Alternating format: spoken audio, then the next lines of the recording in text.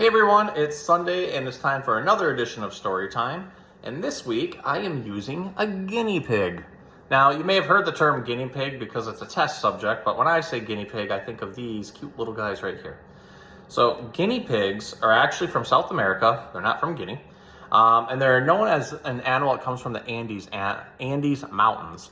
So down in that area, their wild counterpart is actually a main food source, not just for predators in the area, but also for humans. There are many farms that raise guinea pigs specifically up just for their meat. But they have been domesticated for about 400 years now, which means most of us see them as our cute little cuddly friends that we like to have as pets. So guinea pigs come in a variety of breeds. There's over a dozen breeds of them, and they're known for being exceptionally social, very cuddly animals. They're very well adept to people.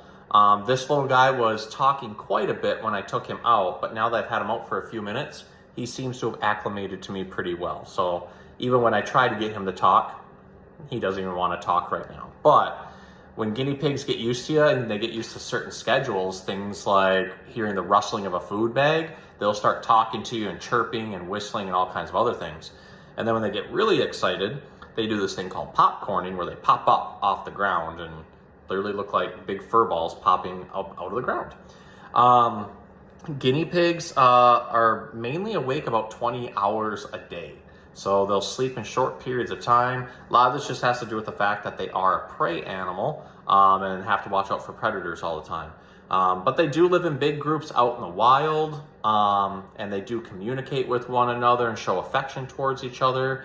Guinea pigs are really, really interesting animals. They're also, just like humans, not able to produce their own vitamin C. So you have to make sure the diet that you have them with has lots of vitamin C added into the pellets, or it's also good just to go ahead and throw in oranges and lemons, limes, and tangerines and things like that in it. They'll eat the whole thing, both the rind and the fruit inside of it. So guinea pigs are really, really interesting animals. I will say, back in the day, I never got it. I didn't really understand why people are so fond of guinea pigs, but with my second round here working at the store, all of a sudden I'm like, wow, guinea pigs are actually really, really awesome. So they are a rodent, so their teeth are constantly growing, so we have to give them things to chew on, of course. And they are very, very smart when you give them the chance. And they're also just absolutely adorable. When they're born, they are fully furred, eyes open, teeth already in. They hit the ground running because, again, being a prey item, they've got to watch out for everything. So with that being said, we're going to read a book called I Love Guinea Pigs by Dick King Smith. And this dude really, really loves his guinea pigs and seems like he's had a lot of piggies over the years. So we're going to go ahead and read his story about piggies while I go ahead and cuddle our little piggy here. Even though he's not a piggy and he's not from Guinea, but I just like calling them piggies. So there's a silly old saying that if you hold a guinea pig up by its tail, its eyes will drop out. Well, of course they wouldn't, even if you could, which you couldn't, because guinea pigs don't have tails. And they aren't pigs either. They're rodents like mice and squirrels. But what do guinea pigs have in common with pigs? The males and females are both known as boars and sows. And rodents have special front teeth that are great for gnawing things. Their teeth growing throughout the animal's whole life, and they are self-sharpening.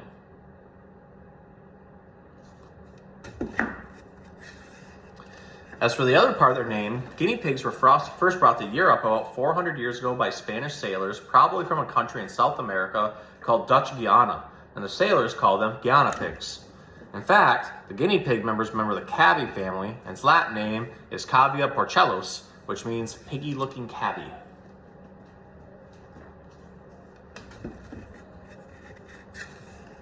Anyway, whatever they're called, it's the way they look that I've always liked. They're so chunky and chubby and cuddly with their blunt heads and sturdy bodies and short legs. They come in tons of different colors, and they can be smooth-coated or rough-coated or long-coated, not to mention the other varieties. I've had hundreds of guinea pigs over the last 50 years, but I've always liked Abyssinians the best. Which Abyssinian is this little guy? They just have lots of cowlicks. Guinea pigs are such sensible animals, they're awfully easy to keep because they aren't fussy. They don't like the cold, of course, or the damp, and any more than you would, and they're not happy living in a poky little place any more than you would be. As long as they have a comfortable, warm, dry place to live, guinea pigs are happy as can be.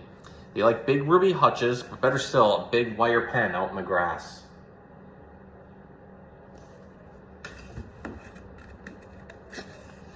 They're hardy animals and don't often get sick. Properly cared for, they can live a long time, 5 to 8 years. I once had a crested sow named Zen. She lived 2 years with me, then 8 with my daughters. People's hair grows whiter as they age, but Zen's grew darker.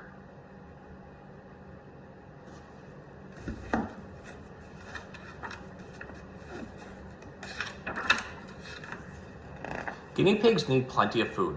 They love eating just like you do, and feeding them is half the fun of having them. Some people, of course, feed them nothing but hay and pellets from the pet store, and that's just fine. But how boring a diet like that must be, both for the piggy-looking cabbie and its owner. I always used to give my guinea pigs lots of other kinds of food as well.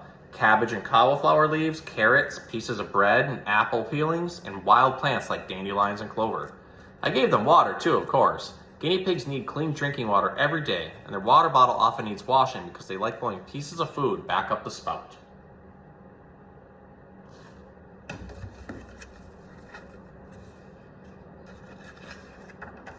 One especially nice thing about guinea pigs is that if you handle them regularly and carry them around, stroke them, talk to them, and make a fuss over them, they become really fond of you. The correct way to pick a guinea pig up is with one hand over its shoulders and the other supporting the bottom.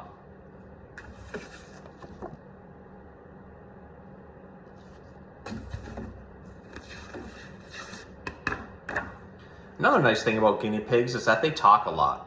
When they want food or water, they often give a sort of whistle, sometimes low, sometimes loud. Boars say chutter when they're squaring up for a fight, and so do sows when their babies pester them too much. Other things guinea pigs say are put, chut, tweet, and der.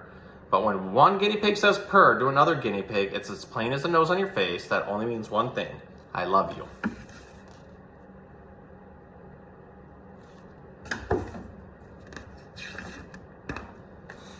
And that brings me to what's best about having guinea pigs, baby ones.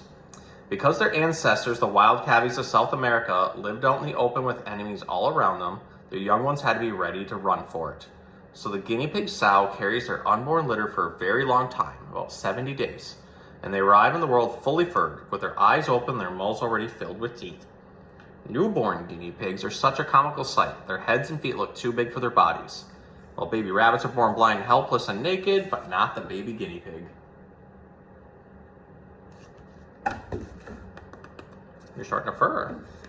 Yeah, sure. But almost immediately they show interest in those two favorite guinea pig pursuits: eating and conversation.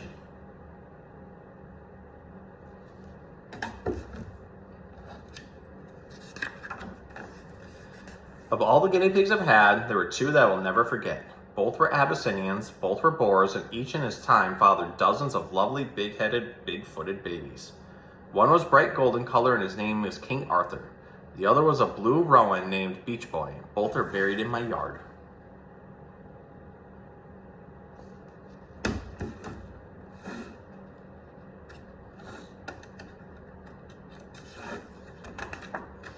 There's a solitary apple tree at the edge of my lawn, and I like to look at it and think that under it, Beach Boy and King Arthur lie peacefully, one on one side of the tree, one on the other. I'm not sad about this, just happy to remember what a pleasure I've had from all of my guinea pigs.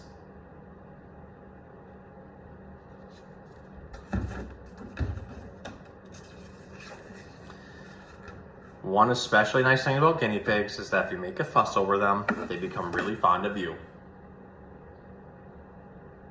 The end. Well, I hope you guys, whoa, lost my lights. I hope you enjoyed reading I Love Guinea Pigs.